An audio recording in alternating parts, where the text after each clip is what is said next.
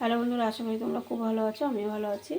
তো আমি আবার একটা রান্নার ভিডিও নিয়ে চলে আসলাম। এই দেখো, বাঁধাকপি করবো মাছের মাথা দিয়ে। বাঁধাকপিটা পুরো কেটে ভালো করে ধুয়ে নিয়েছি, একটু সিদ্ধ করে নেব।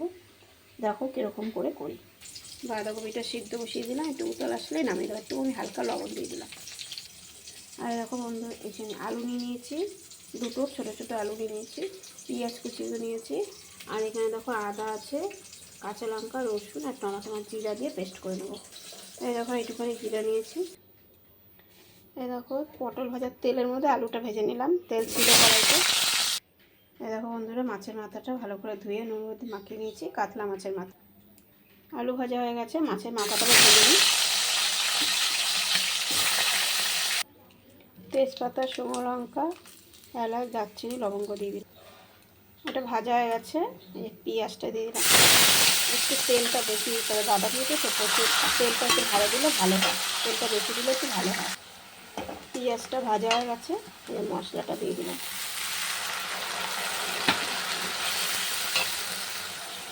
মশলাটা হয়ে গেছে, তেল বেরিয়ে গেছে, হলুদ দিয়ে দিলাম, লবণ দিয়ে দিলাম, কাশ্মীর লঙ্কা গুঁড়ো দিয়ে দিলাম, একটু হালকা জল দিয়ে দিলাম। মাছের মাথাটা আর আলুটা দিয়ে দিলাম। মানে মাছের মাথাটা আগে একটু মশলার সঙ্গে কষালে তাহলে আঁচটা গন্ধ আসবে না।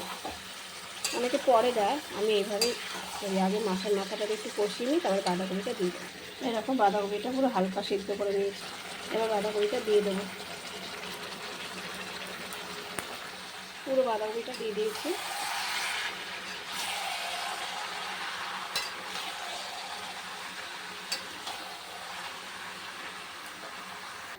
এবার একটু ঢেকে দিতে হবে, আস্তে আস্তে করতে হবে।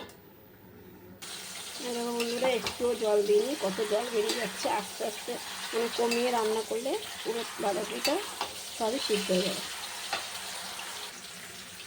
বাঁধাকপিটা হয়ে এসছে, আর একটু হবে, চিনি দিয়ে দিলাম বন্ধুরা। এক হাতে ফোন আর এক হাতে নাড়তে হচ্ছে, তো ওই জন্য ভালো মতো নাড়াটা তোমাদের দেখাতে পারছি না। বুঝেছো, মাথা একটাও ভাঙেনি, আর একটু হলেই হয়ে যাবে। রান্নাটা আমার হয়ে এসছে। দেখো, শাহি গরম মশলা দিয়ে দিলাম, ঘি দিলাম না, গরম মশলা দিয়ে দিলাম। দেখো বন্ধুরা, হয়ে গেছে, এবার নামিয়ে দেবো। এই দেখো বন্ধুরা, রান্নাটা হয়ে গেছে। তোমরাও বানিয়ে খেয়ে দেখো, খুব টেস্টি হয়েছে। আমি নিজে রান্না করি তো আমার অত খেতে ভালো লাগে না, বাড়ির লোক খুব ভালো খায়। আর তোমরা কমেন্টে বলবে যে রান্না করে সে কি খেতে পারে, সে অত ভালো খেতে পারে না। কেউ রান্না করে দিলে বেশি ভালো লাগে। নিজে তো রোজই রান্না করি, রান্না করতে করতে আর খেতে ইচ্ছে করে না মাছ টাছ ঘাটলে। তো আমার রান্নার ভিডিওটা কেমন লাগলো অবশ্যই বলবে। খুব টেস্টি হয়েছে, তোমরা এরকম করে বানিয়ে খেয়ে দেখবে।